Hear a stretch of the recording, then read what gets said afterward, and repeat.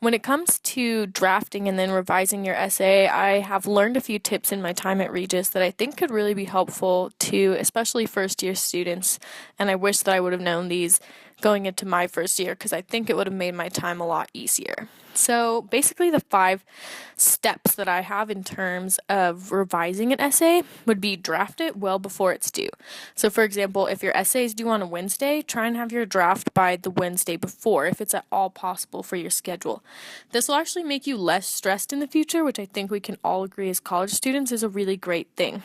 Another tip I have for drafting is using a method of drawing out the essay that I want to do and drawing a rectangle of varying size based on paragraphs that I want to have.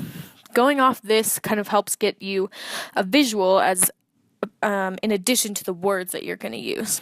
After that, in the first year experience, you'll have a peer writing mentor that you should definitely meet up with, or at least if you are in a different class that's not your first year experience class, try and send it to your professor or meet with them during office hours. That's one main reason that you want to do it a week before. Any sort of outside eyes and help you can get on your essay is definitely going to make the revision better, and it's going to make your overall grade a lot better as well. Then revise based on what they say. So for example, on the essays that I will be showing you, one of my paragraphs, my professor said, "Hey, I don't really see how this connects to your overall thesis."